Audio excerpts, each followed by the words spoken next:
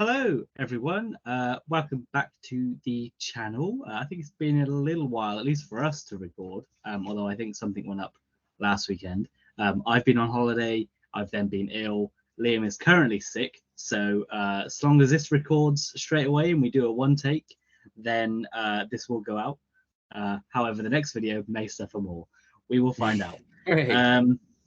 However, this is the usual review episode. My fan is going and my pages are being. I was going to say, it's like a little card trick. Just right there. I know.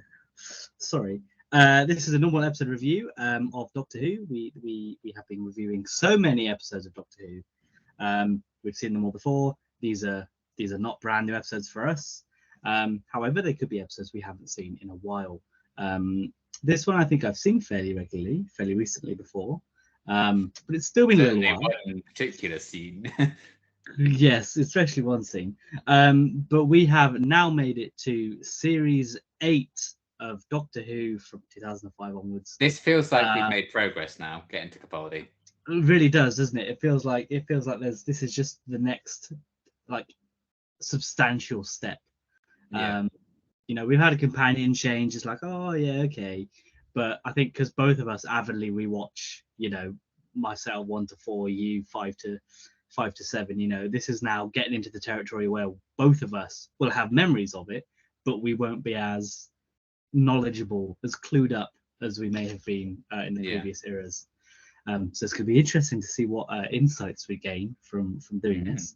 But yes, this is episode 1 of series 8, Deep Breath.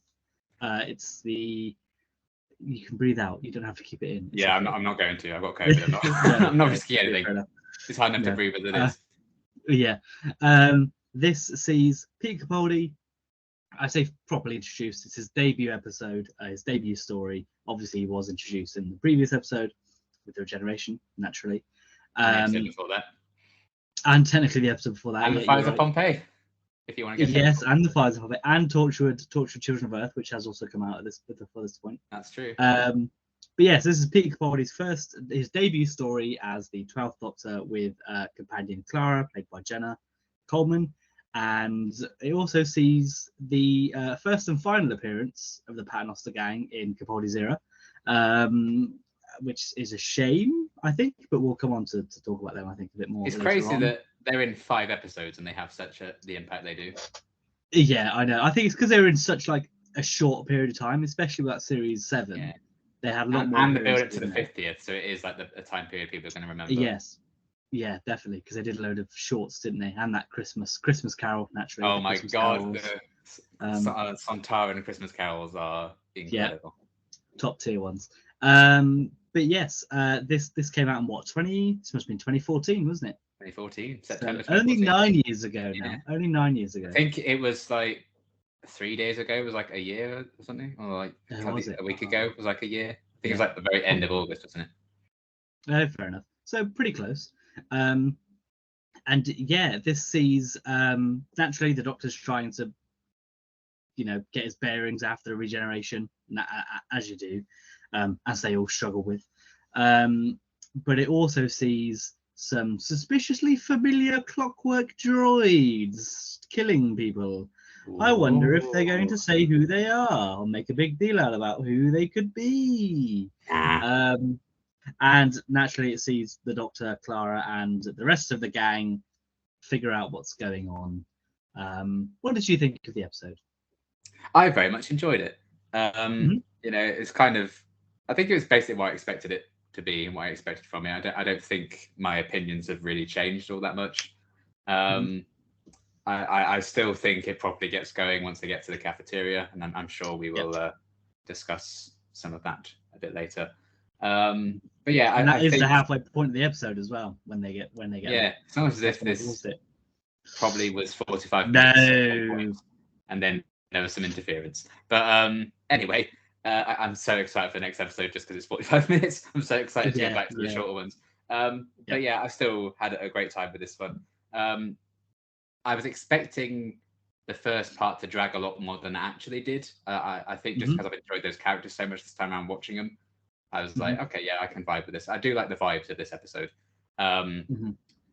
but yeah, it still, I think, takes a while to properly get going.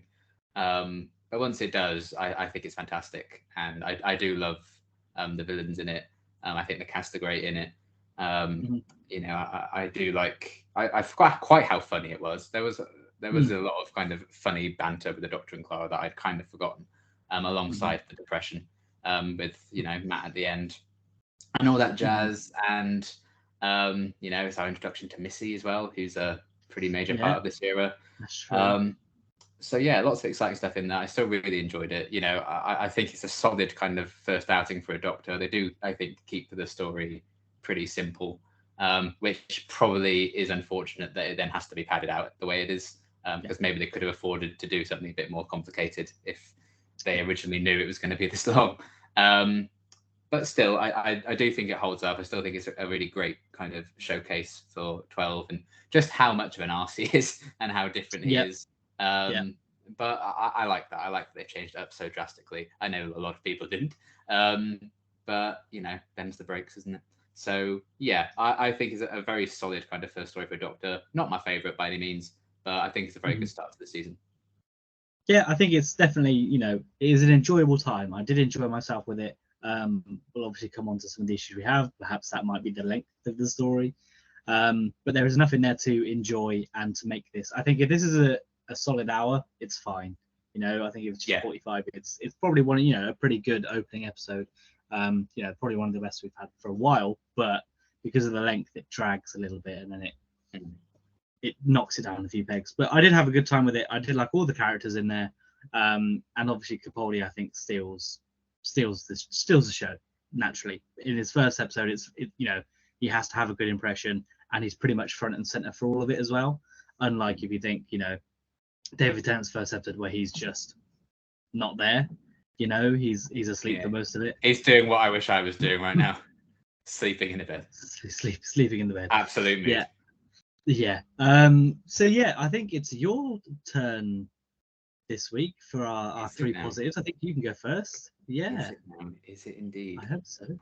I think so. Well, you can kick us off anyway. Go on. Okay, cool. It's a new dawn. It's a new Doctor. It's a new life for me, and I'm feeling quite bad. But yes, my first positive is not Peter Capaldi. Oh. But it is a Peter. It is Peter Ferdinando, aka the half-faced man. Okay, interesting. Who I think is incredible in this episode. I really, really enjoyed his performance. I think he's very unnerving. I think his physicality in particular is incredibly impressive. And yeah, they very much lean into how he's designed and everything.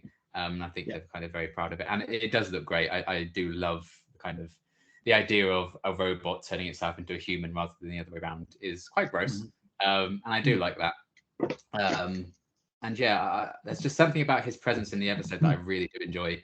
And I fully believe that this man is made of cogs and metal and shit.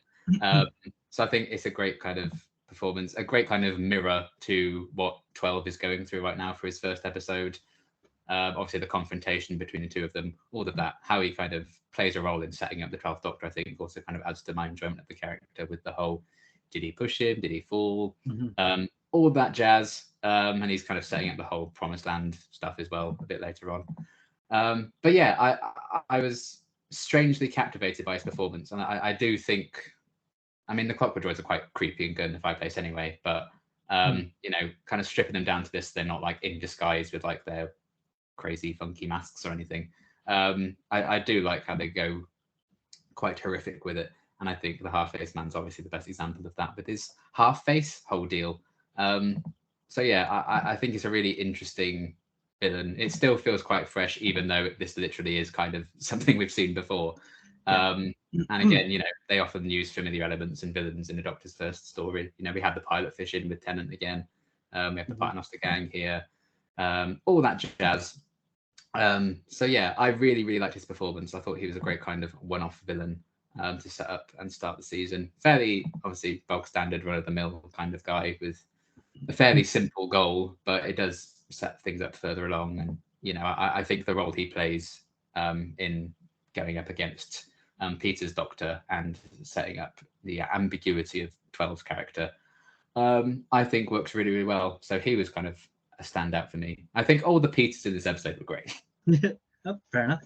Yeah, I mean that ties into my third positive technically because I've gone for villains or the villains as my sort of third positive. So yeah, I just think that he's obviously the standout because he's the lead, and I think his back and forth with Clara as well is quite good, and how you can see he's figuring out like how he can get out of saying he's going to kill her. It's like, oh shit, I've made a terrible. I've cocked this right up. He's failed the persuasion check on Starfield, and he's like, oh, I don't know what to do. Crit fail. Yeah, literally. Yeah, I think he's great. I think the whole concept of them is great, and it's good to see such like a what you would assume is a one-off villain from Girl in the Fireplace, who obviously Moffat wrote as well, sort of come back and be used slightly differently. In the fact that those in Girls in the Fireplace were taking humans to fix the ship to leave and doing all that, whereas they're more taking humans to survive rather than sort of it's slightly different. It's similar but slightly different, I think. And the fact that they're not keen to leave immediately, and they've kind of figured out that, well, we don't need a specific thing to do it. We're just going to do it our own way. And the fact that they've been there for so long, like, the doctor's talking about how there's like Roman metalwork in his head or something like that. It's like, that's even creepier, because to have these to put these weird clockwork people in anywhere is such like a standout thing. And it's just mad that they could have survived that long. And it throws up the whole philosophical element of, if you keep changing parts of yourself, are you still the same thing? That, it's very, very philosophical with this episode. Yeah, that's such a good scene. And the whole, did he kill him? Oh, did he? He did kill him. Definitely did. He definitely pushed him out of that room. But yeah, I think they're great. I think they're pretty creepy, considering they don't necessarily pose a threat either. Admittedly, they're killing people, but it's not like they're a grand I'm going to take over the world threat, which is quite nice and quite refreshing for sort of a first episode for a Doctor. Because if you think about Matt Smith's first one, they're going to blow up the planet. If you think up David Tennant's first one, if you count Christmas Invasion, they're going to enslave the human race. And if you think Eccleston's, they're going to blow up the planet. So it's nice to have sort of a low-key one that allows more time to focus on the characters, even if sometimes there is too much time to focus on the characters. Unfortunately, yes. I do appreciate what they did with it, and I appreciate that having a low-key villain, as good as they are, it does allow for more exploratory of, especially the new Doctor as well, and more chance for him to shine as well. So what's your second positive? Well, to quote Zoe Ball in Doctor Who: The Next Doctor Live, it's Peter Capaldi! Yay! He's also he's my first positive as well. Yay! And he comes out and he's like, I'm William Hartnell. Everyone's going, who the fuck is this guy? It's Malcolm fucking Tucker! So, as is often the case, the actor playing the Doctor is obviously normally one of the best things in an episode, and I think Capaldi's no exception there. Right from the off, he's giving it like 2,000% energy. And it does help in a circumstance when it is kind of a fresh Doctor. You can afford to maybe not necessarily find your feet right away, because the Doctor hasn't yet either. So I think that's a cool opportunity to kind of experiment and do maybe slightly different things. And I think we do see a lot of layers of that with Peter. And then as the episode goes on, his Doctor becomes a lot more kind of serious and grounded, because he is very kind of wacky and all over the place at the start. And then I'm like, oh, he just killed that man. So yeah, I thought he was fantastic. Great, some really funny lines. I love the line about, "Oh, don't look in the mirror, it's furious." The way he's going to talk. There's so many great one-liners. And him realizing that he's Scottish, talking about like, "Who frowned me this face" is such an interesting idea. And obviously they're setting some stuff up there for next series. And I think his dynamic with Clara, I think, works really well. They're very funny together. Even his physical comedy, I think, is great. I like it when the half-faced man's like, "Your friend would be a fool to follow me." It just immediately cuts to him holding onto the chair underneath him. And he's just like, "Hello." Him staring at us, staring into our souls after he pushes the half-faced man off, or does he push him off? Has a great impact straight away. And he's obviously a very different performance to certainly, I think, any of the new series Doctors thus far, which I think helps him stand out all the more. And yeah, I am in particular excited to revisit Series 8, 12, because he's very different in all his other seasons, I think. He goes through it. He goes through quite the arc, I think, 12. Yes.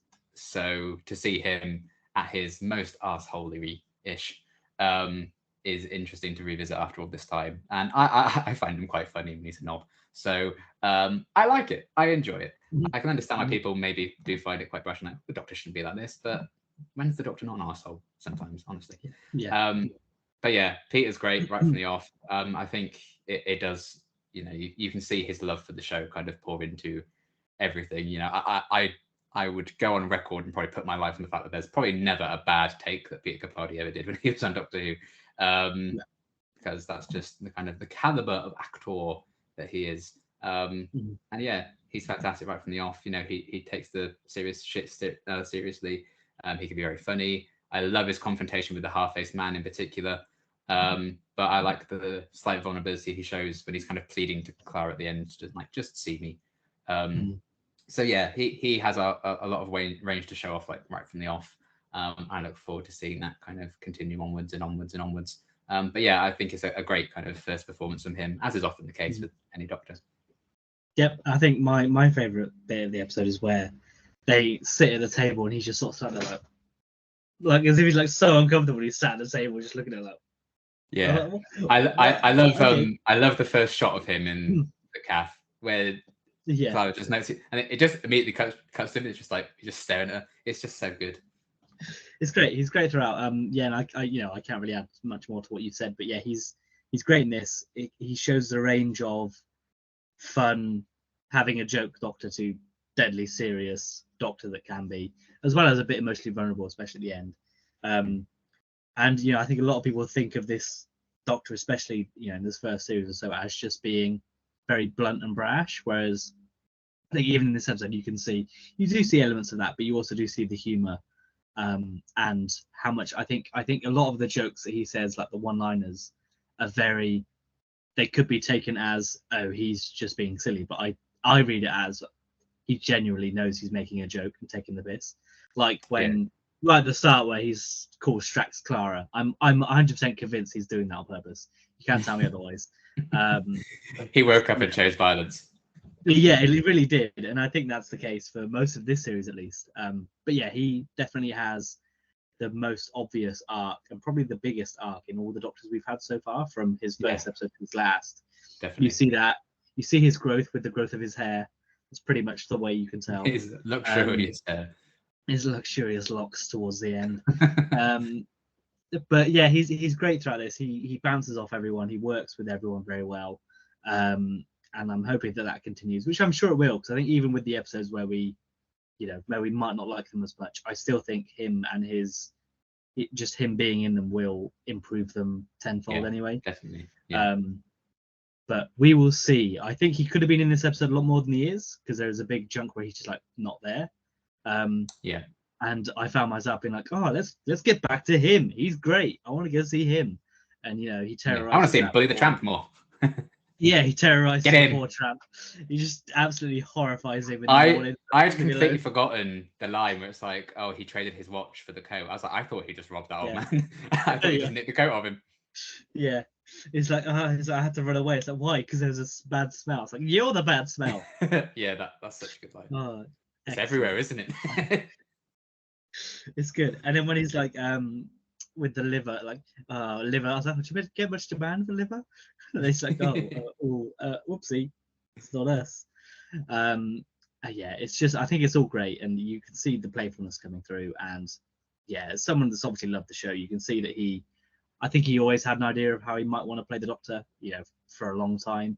And I think you can see this is a man that knows how he's gonna do it. He doesn't need to find his feet, like you could argue that maybe Matt Smith and David Tennant needs to do in their first sort of series. Because he's already a very well established, actor that has been doing this for a while. That's true. Yeah. And has had, serious and that kind of sort of brash comedic role before. If this is especially the first 2 seasons, I think you could see this as a sci-fi version of Malcolm Tucker from The Thick of It, which I think works quite nicely, and which is why so many of The Thick of It clips work as if he's the 12th Doctor, because they just can be interchangeable, which I think is great. So what's your final positive then? My final positive is I've just put the holding your breath sequence when Clara's trying to escape. Yes, okay. And she holds her breath to get out. Oh my god! Like the anxiety that fills my body. I completely forgotten about that bit. And I think, first of all, Jenna plays that so incredibly well. I'm like, that woman is holding her breath and she's about to die. And they made her film it 30 times. Oh my god. But yeah, I think just the tension in that scene is so good. I like, something that you've pre-established. And it shows how, I think, clever Clara is to, like, in that moment, even try it. And then just, how the sound effects that they use are a bit like, blah, blah, blah, I'm like, oh god, help me. And the flashing, like the red and the green, lights of, like, your eyes are like drying out or whatever, and then you think she's got away, she turns the corner, and there's just a whole other corridor of more of them. You're like, oh fuck no, and she just gets caught, and it's that kind of awfulness, and obviously prior to that is the Doctor's like, well, bye, peace out, see you later. There's no point both of us getting caught. Bye. Oh my god. So the tension is at an all-time high there. I just think it's an incredibly tense, almost scary sequence, even though it's not like a traditional kind of horror scary thing. I imagine being Clara in that situation, especially going around the corridor and you just see them. Yeah, I would be able to do it. Just run. Just run. Just be like, oh, see, and run away. Just run. Don't walk slowly. Walk faster. Just simply run. Just simply run. Just simply leave. She'd have been flambéed if she tried to run by the half-faced man. But yeah, it's an incredibly tense sequence. I think it is really well kind of shot and put together. I think Jenna's incredible in that bit as well. You really get across Clara how just terrified she is in that moment.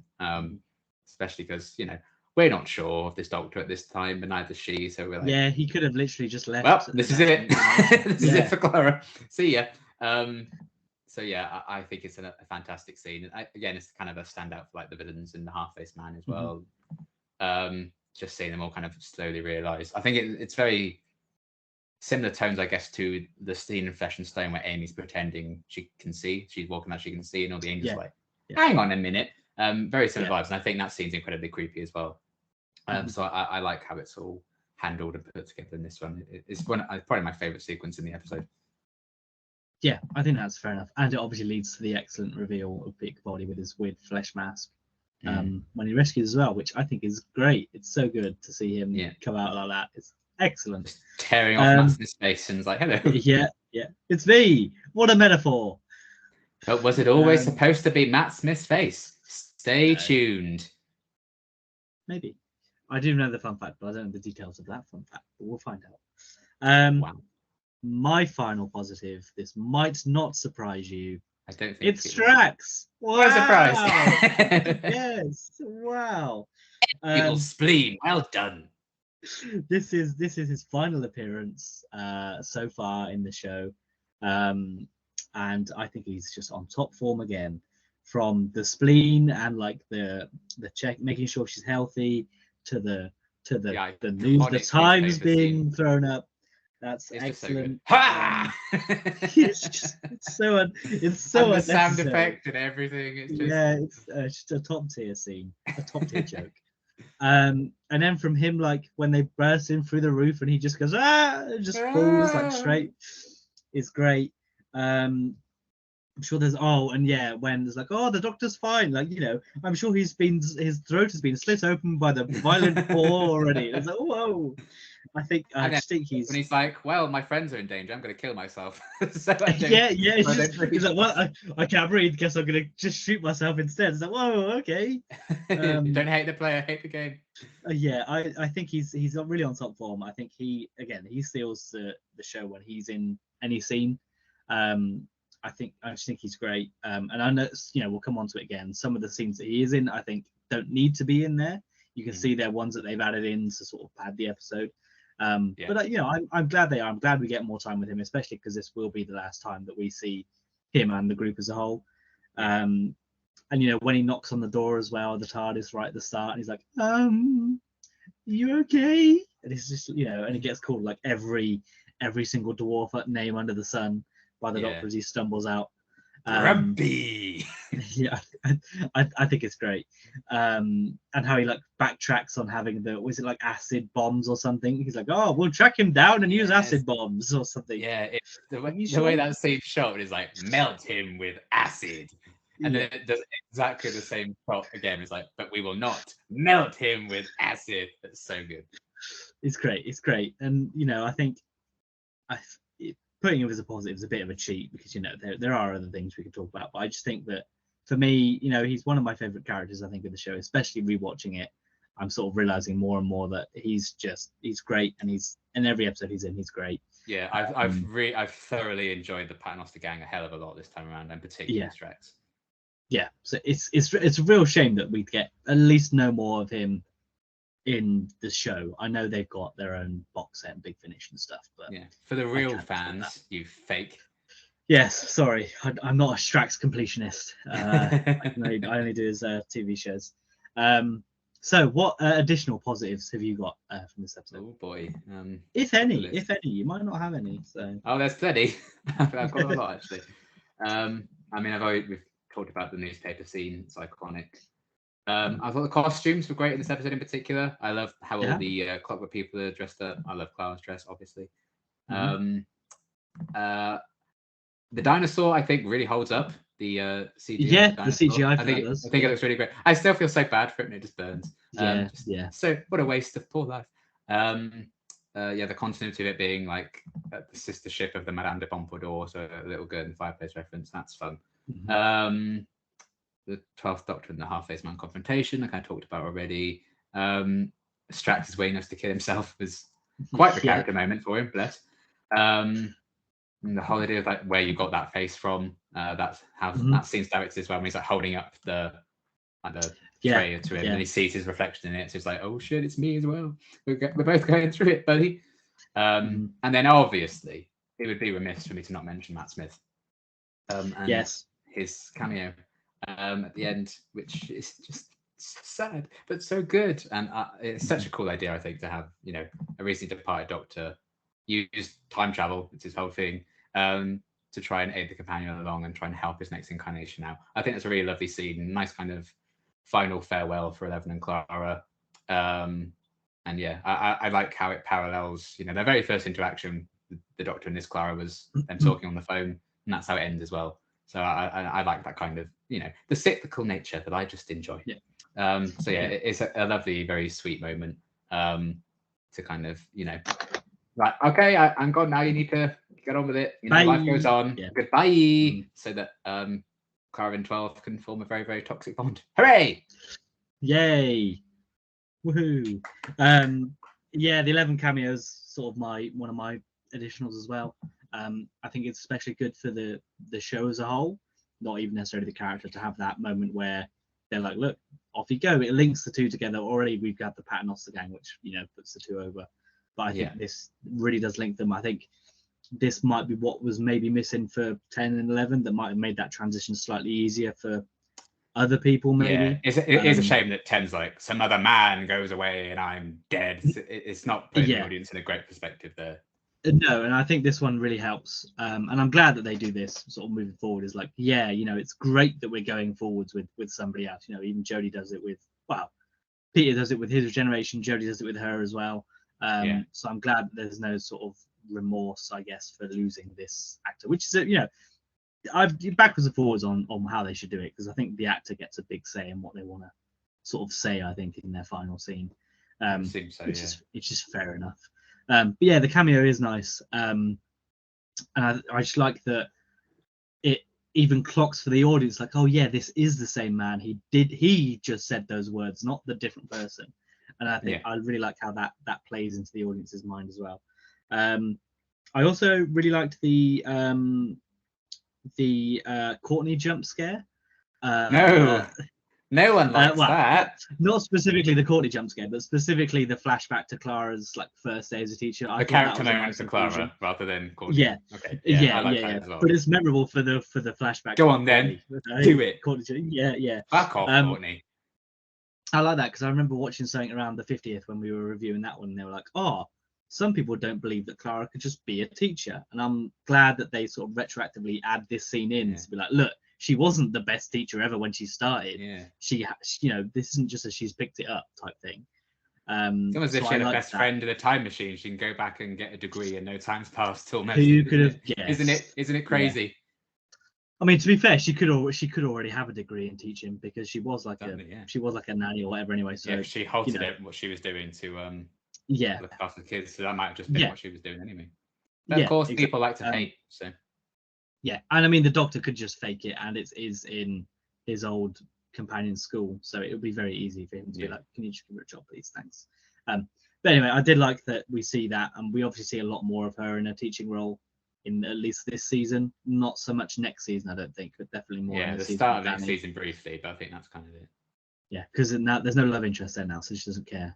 She's gone. Yeah, no, she's lost everything by that point. She's off the rails.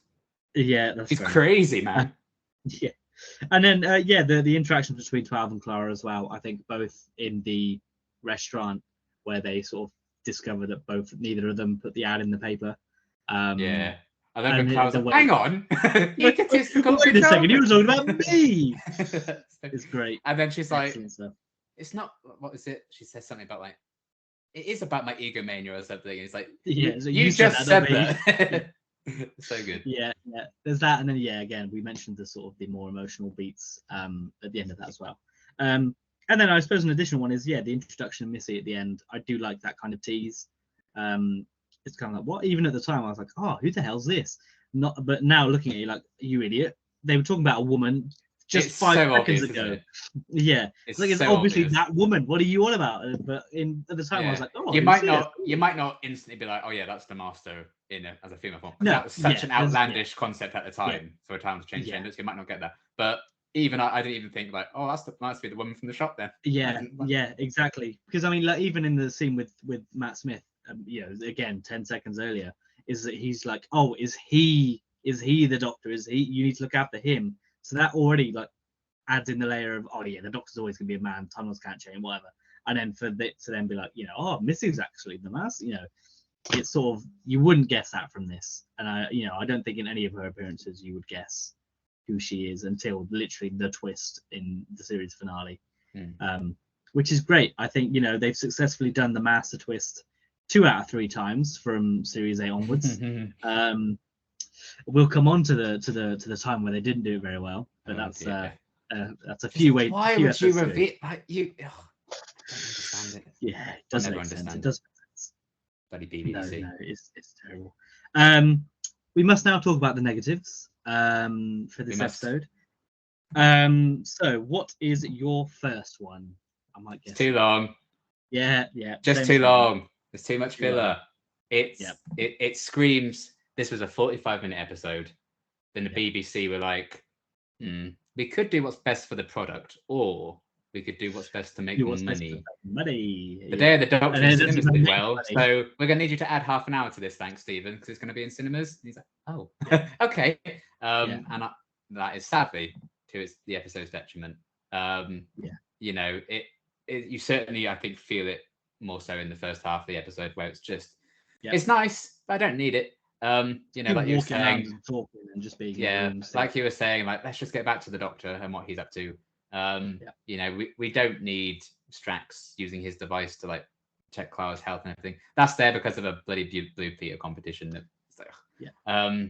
So all of that you can just go. Sadly, I think a lot of the Paternoster Gang stuff in the first half of the episode just doesn't need to be in there.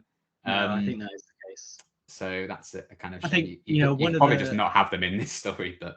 I think one of the things that you could trim down is that the Doctor faints outside the TARDIS, but then it almost immediately cuts to him being awake in the bedroom, and I'm like, what's the point in having him faint if he's just going to be awake in the very next scene anyway? You can cut out so much of that bit there with Vastra and 12 and just have him be asleep, and but It's just you could cut out so much and change it around. But you know, because even the T-Rex, I don't think you necessarily need there. You could take out the T-Rex again, and you lose a bit of it. I think you can. There's maybe something in there because it shows the Doctor's like, you know, I want to save the dinosaur. But you can still take that out and have the Doctor just be curious about these mundane murders. Yeah, they could just find the body of the man who has his eye taken out. Yeah, and then it from there. Yeah, you don't really change much else. But yeah, I mean, too long is my first negative. So I think it's just, you know, I paused it, like just thinking, we must be almost at the end now. We're at the cafe. I'm like, there's still 40 minutes to go. Sorry. Yeah. So unfortunately, it's just, I like it, and you know, it's not like I'm like, it's bad. It's, you know, it's not boring, but you definitely you just don't need it. No, especially for a first. The pacing just rams to a halt at the start. Yeah, I think if you lose a lot of the other stuff, you get more time with the new Doctor. Although you get loads with him anyway, but I think you get a bit more than you would now. But yeah, it's so funny that so many episodes are like, God, if this had been an hour, it'd been great. Yeah. And now I'm like, God, if this had been 45 minutes, it'd have been great. Yeah, I mean, I was kind of toying with the idea of whether this should have been a two-parter, but then I'm like, I don't know if there's enough plot in there for it to be a two-parter. Because you can make you can make 2 episodes out of this, but the first one would just be people talking and, you know, the mundane stuff, which would be nice, but there wouldn't be too much plot to be had, and then all the action would be in the second half. So maybe a two-parter wouldn't work, but never mind. It's fine. Well. What's your second negative then? Let's have a look. I can't remember. I wrote all these a few days ago. The veil scene. Okay, I see what they're going for, but it doesn't make any sense, does it? Like, she has taken it off at some point, and then he's like, well, I wonder. I mean, I guess the argument is it could be a perception filter-esque thing where it's not really, because you never see her like get the veil out or something. It could just be like a headband or something that she wears that tricks the user's brain into something. That's how I'm getting. They've got so much tech and stuff with their, you know, the thing and the thing that I would just assume that it's not really a veil. It's just a But I do get what you mean. I suppose, but I also think it's kind of one of those nothing scenes. You know, Vastra still thinks she's right at the end of it. Clara still thinks she's right at the end of it. Plus, there's that where Clara's like, I'm not turned by pretty boys, and then it's literally the next scene is Strax going, hey, there's pretty boys in your mind. It's like, but what? I'm sorry. Yeah, I think that's just Clara trying to win an argument. I think rather than you know, she knows the truth. I mean, she meets Danny Pink in the next one. She's turned by pretty boys. Definitely. Yeah. So it's just, I see what they're going for, but I don't really think it makes that much sense. I don't think it needs to be in there. Like, there's just a conversation that doesn't get resolved or goes anywhere because it all works out anyway. I don't think anything's changed by them fighting. So, you know, I think the most interesting thing that happens in that scene is that Jenny kind of sides with Clara a bit and cheers her on, which is obviously a bit of a different dynamic for her and Vastra's relationship. So that's nice. But yeah, I'm not really about that argument because I think it's fair if Clara doesn't feel strongly about the Doctor in this new incarnation. So yeah, it's just a bit of a nothing thing. I feel like it's trying to be a bit too clever for its own good. I don't know. I think it could have been maybe handled a bit more delicately, or maybe there's something in how it was directed that could have been done differently. I'm not sure, but I don't know. I didn't quite vibe with it. It cuts away, doesn't it? Like halfway through their conversation, and then when it cuts back to the two of them, then it's gone. That's so if you keep that as one continuous scene, and then it's just it. Then as they're going back, I think that would have worked. I think that would have worked a lot better. Yeah. Then maybe there's just something down to the editing room rather than the scene itself. But I think maybe the way that was structured or put together could have been done a bit better. Yeah, I think that's fair enough. My next negative kind of ties in with your one, although I'm not as harsh on this as I was previously. I just think that Clara takes the regeneration too personally. I think that, you know, I can see the reason why she might be like, oh my god, the guy I liked is gone. But I can't really compare it to Rose and the Doctor because one would argue that Tennant is more attractive than Eccleston, so Rose has got less to complain about. If we're looking at it from that viewpoint, I can't really be like, oh, Rose took it better, because in her mind, it's an upgrade. In Clara's mind, it's a downgrade. But I think for somebody that, the whole past sort of 3 episodes, Clara has been framed as somebody who knows almost everything about the Doctor and his regeneration, his lives. I think she just takes him regenerating, something that she knows can happen and knows that he's done and helps him do in the last episode, just almost like a personal attack on her. Like, oh my god, he doesn't care. And I don't think Vastra helps that with being like, oh, he chose young face to be attractive, and now it's like, oh, so he clearly doesn't want me to, find him attractive or something like that. I don't think that conversation helps him helping Clara. It's intended to, but I think it just points out that Clara's lost more than she thought in some cases, or more than she would admit.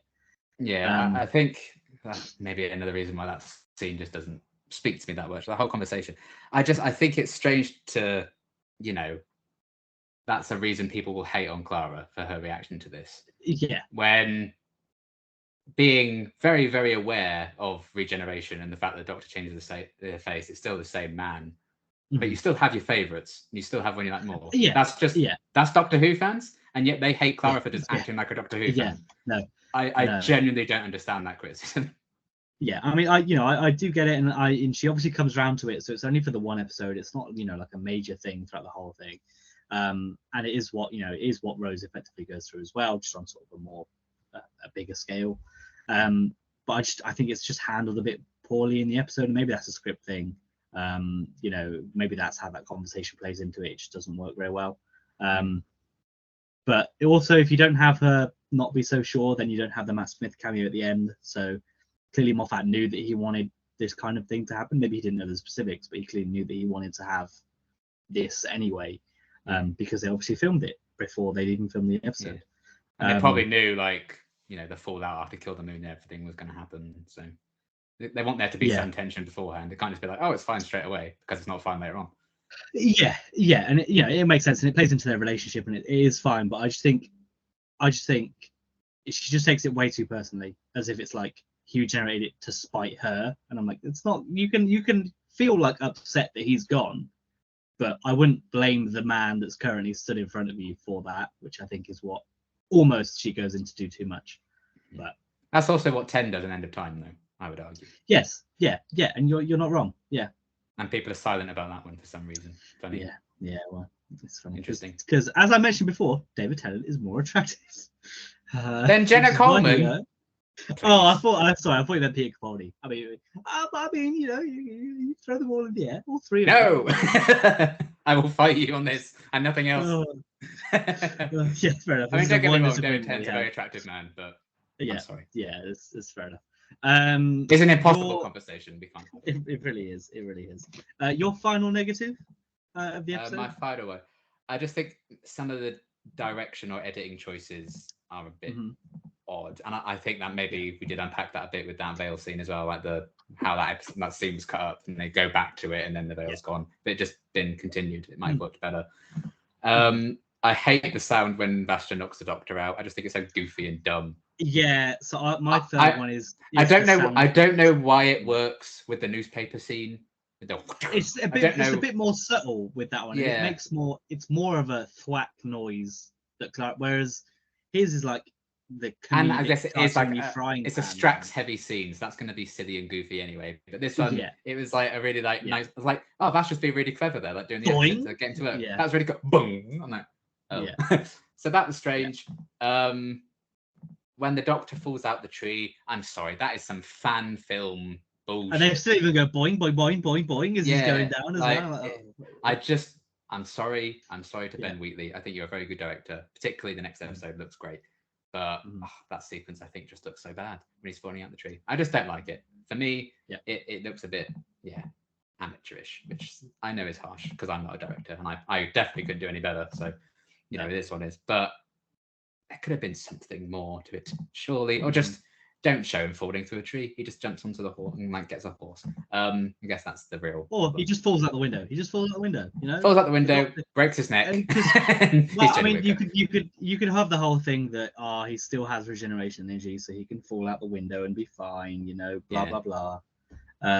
But yeah. The dinosaur was chasing them for exactly 12 hours, unfortunately. So his neck was a fatal sorry. thing. Oh dear. But yeah, there were just a few choices like that taking me out of it. And when Clara's like getting the idea to hold her breath, it's like, how long can you hold your breath? And like, oh, I just flash back to that bit in the scene. If you're going to, I'd still hate it. But fact they've refilmed it just so we could do the dramatic turn straight into the camera. Oh, I get it. But I think that also takes away from when he does it at the end after he pushes, or maybe doesn't push the half-face man. But yeah.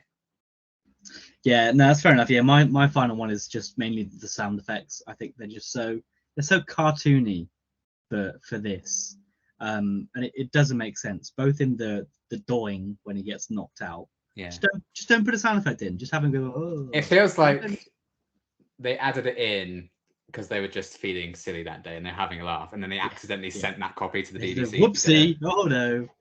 Yeah, and the same way it's making boinging noises when he's falling down the tree. Like, what tree goes boing? What are you doing? Just don't include them. It's an area tree. Get it? Yeah. But it's a small thing, but they just stand out like a sore thumb. I think when they use, and it's not just this episode, because they do it in previous episodes. They have done it in probably 10 and 11-0 as well. I mean, I think we probably called them out for doing it at the same time, because just don't use silly sound effects. My very first negative when we started this with Rose was the music where it like zooms on Earth and it's like the alarm clock. You know, we've always been like. It's just it's not great. It doesn't make sense, but because the impression when I hear the noise, especially when she talks Matt, is that they're in their minds together and she's just got a frying pan and just got doink, and that's it. That's all I can see. And I don't know. I guess in that case they've actually done a very good job of making me visualize how they got about. That's true. That's true. I take it back. 10 out of 10. Yeah, no, it's silly. Have you got any other negatives to add? I do not know. The only other thing I probably want to point out is the wobbly swords for the droid people at the end when they like come out. Dear. Some of their swords are going. They're like classic. Yeah, and the skin balloon isn't the best CGI. Oh, I hate the skin. I think that's so stupid. I think that's such a goofy idea. That was the extra negative. Yeah. I mean, I like the skin balloon idea. I just think I like the CGI skin balloon's been done. I do think the execution of it is like, oh, come on. I don't know. Yeah. I think that was maybe a step away from body horror into just silly for me, my taste. Yeah. Fair enough. That makes sense. So, fun facts. What have you got? Fun facts. Fun facts. This episode is so long. Okay, let's have a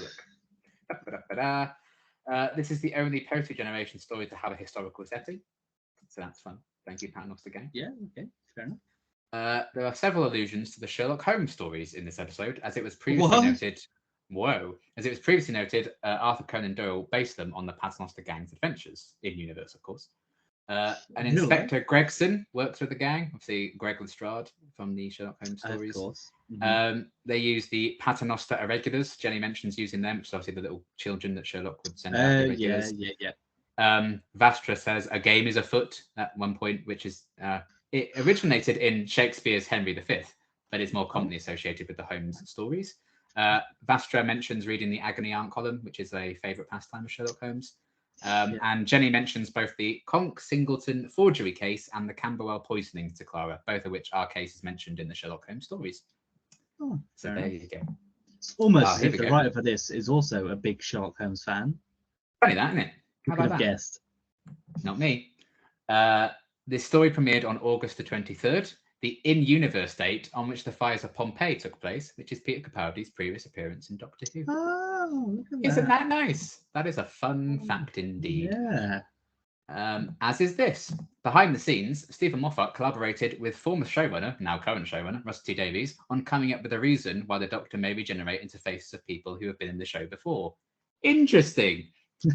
This reason is later explained and expanded upon in Series 9's The Girl Who Died. They went they teased it in the first episode, then they went a whole year and a half before exploring it. We're going to explore the woman in the shop first, all right? We did that a year prior. We're doing that again. didn't Moffat be like, oh yeah, we're gonna explore it like before Moffat series 8 came out, and then they're like, lol, not in this series though. See you later, bye. Yeah, well, he didn't lie. They are going to explore it. Just I didn't say when. He just hadn't written it yet. He was like, oh shit, yeah, I should probably do that. Yeah.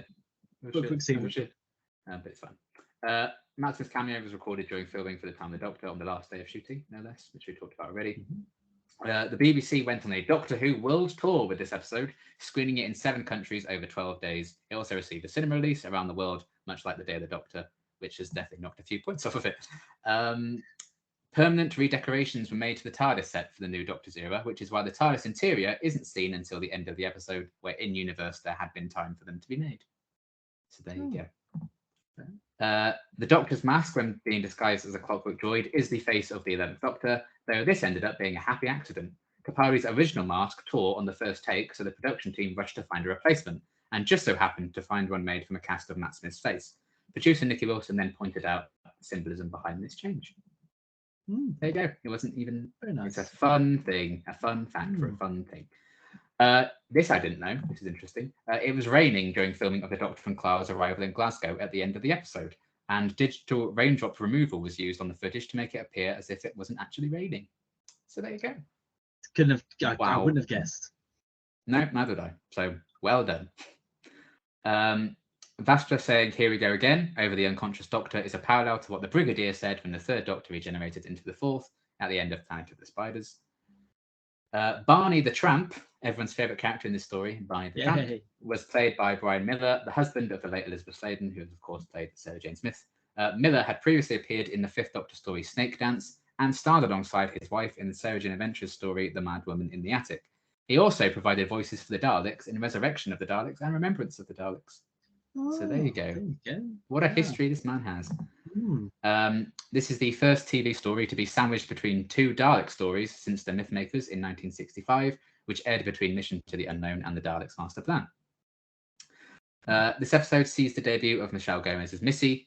While director Ben Wheatley covered most of this episode, he was unavailable to shoot Missy's scene. So Rachel Talale stepped in as an uncredited director, having contacted Wheatley and incorporated his ideas into the scene. That's nice. The closing credits are now shown in groups rather than scrolling up towards the screen. The last time the credits were done like this was in season 26 in 1989. The new title sequence was designed by YouTuber Billy Hanshaw, who posted conceptual title sequences to his YouTube channel. Moffat saw these videos and drafted him in to create a professional version of his Clockwork-themed titles, probably for the Clockwork people in this episode, I guess. Moffat described finding the video as the only new title idea I'd seen since 1963. Imagine getting an email from Stephen Moffat. Also, imagine like having like done so many title sequences in the past 10 years for him to come out and be like, they've all been shit. This is the only good one. He didn't say it's the only good one. He says the best new idea. Well, yeah, exactly. All the other ones they've been creating, no, rubbish. Don't make them. It didn't mean they're bad. It just didn't mean they're not as good as this one. Okay. And we watched the 7th Doctor's opening titles. He's not wrong, is he? It's true, yeah. No, he's not. No, audiences were treated to exclusive content during cinema screenings of the episode. A 5-minute prequel with the Paternoster gang going through and explaining the Doctor's previous incarnations. The first episode of a Doctor Who Extra, a smaller scale version of Doctor Who Confidential that eventually made its way to the official YouTube channel. And a live Q&A in London hosted by Zoe Ball discussing the episode with Peter Capaldi, Jenna Coleman, and Zoe Ball again. How does she keep She's everywhere. Jobs? She's everywhere. It was on her radio show that Capaldi announced he was leaving as well. Like, she just gets all the scoops for this era. Is she a fan? Is she a Doctor Who fan? I don't even know. Yeah. I think she is. She must be, sure. To be fair to her. Or she's got some dirt. No, I'm pretty sure she's a fan. But anyway.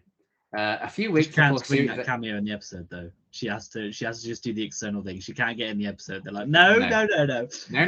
Hosts. We're not putting you in the show though. You can do that. No, Zoe, you're a horrible actress. Though. Get Carol Vorderman in instead, but we're not getting Ian McCall in, but not you. Goodbye. Anne Robinson can be in Doctor Who, but you can't. Yeah. Anne Widdecombe can come in, but you cannot. Yes, I forgot about Anne Widdecombe. Oh, yeah. She's all about evil Time Lord mass murderer, Bloody McFly. What you like? A few weeks before Series 8 began, the first 5 scripts and a rough cut of Deep Breath were all leaked on a publicly accessible server at the new BBC headquarters in Miami, prompting a campaign from the BBC to plead with audiences not to engage with the content. The cut of the episode featured incomplete CGI and watermarks and time codes in black and white all over them. I remember that happening, but I was very good and stayed away, which is actually quite uncharacteristically like me. Yeah.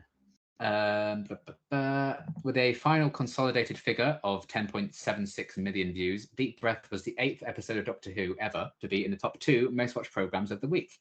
It also topped the BBC iPlayer views for the entirety of August 2014 in just 8 days. The ratings for the BBC America showings of the episode had shown nearly double the amount of viewers from the start of the previous series. So, going to America certainly worked out for them. They did get that audience thereafter. And then finally, the episode was nominated for the GLAAD Media Award for Outstanding Individual Episode for its depiction of Vastra and Jane's relationship and their rarely seen on-screen kiss between a lesbian couple. So there you go. Kiss. Technically, it's not kiss, is it? No, that's how they can get away with doing it in 2014. And people still complained in their hundreds because they're assholes. Yeah. There you go. Surprise. Not the fact that it was a lizard woman and a woman. But the fact that it was 2 women. 2 women? So unrealistic. I could believe I draw the line at I fuse bestiality, but I draw the line at lesbianism. I can accept the hero being a genocidal mass murderer, but my God, do I draw the line at lesbian kissing on screen? Oh, fair enough. Some good fun facts. The last thing to do then, what are you giving this episode out of 10? I'm gonna go 7.5. Same. Also no, we can't keep doing this. Wow, we can't keep getting away with it. Oh well. But yes, another great episode. A great episode, and a good start for Capaldi. I'm very excited to see what comes next. Speaking of next, is Into the Dalek, the very first Honey I Shrunk the Kids episode. Of the news. Oh yeah, I remember enjoying this episode. I'm not sure how I'm going to feel about the side characters. Tom Hiddleston's wife. Oh, is it? Yeah. I don't know. I'll see how I feel, and then also about Clara being like, "You're such a dick" at the end of it. I'm like, he did nothing wrong. What are you on about? Leave him alone. He's trying his best. He's a dick. He is. Top player if he to say a few words, which is the best line of the episode. Yeah. And he did willingly let one of them die, so he could like. Yeah, that's true. He did make a point of trying to say that this Dalek, it all works. And also, the Dalek comes back in his Rusty. Yeah. I forget that this is a recurring character after this. Yeah. People wanted more recurring Daleks, damn it. And you clearly did. Yeah. So what did you think of this episode? What do you remember? What are you hoping to get out of it? I remember really liking it. I remember finding 12 very funny in it just because of how savage he is. Don't be lasagna, all that jazz. I think there's some really cool visuals in there, like when they walk through the eye stalk and stuff when they're going into the Dalek for the first time. I just think the concept of the episode is really cool. I very much enjoyed that. We're meeting Danny Pink, good old child murderer. Yeah, Danny Pink. And is this the one where he gets confused with the other guy and he's like, "Oh, this is the guy." That's the caretaker. That's that.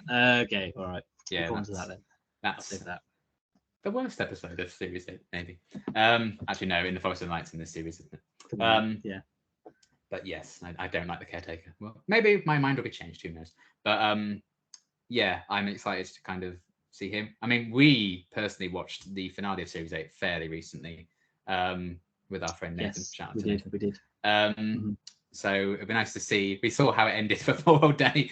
I'm looking forward to seeing how it starts with the grief. His long happy life. Never gets over. A long happy life with Clara. His war flashbacks in the middle of the schoolyard. Crying in front of the children. Yeah. So all the happy traits of a new character in Doctor Who. So yeah, I'm excited to see his introduction, see how his relationship with Clara gets going. Alongside all the Dalek madness. I do remember the Daleks being, it's a very different kind of exploration of them in this, and I think the kind of battle sequences of them are shot very well. So yeah, I'm looking forward to this one, and just to get another glimpse of a dynamic between 12 and the Daleks. So it should be fun. Yes. Well, that'll do it for this week. We shall be back, obviously, with new videos as soon as we can. And we will. There may be other Doctor Who news that drops, in the coming weeks. We're getting very close to the 60th, so It might have dropped 15 minutes. We're on tender hooks about any new news we're gonna get. New news. But obviously we'll if there's anything of interest, we'll come back and chat about it. But until then, we'll see you next time. Bye. Bye.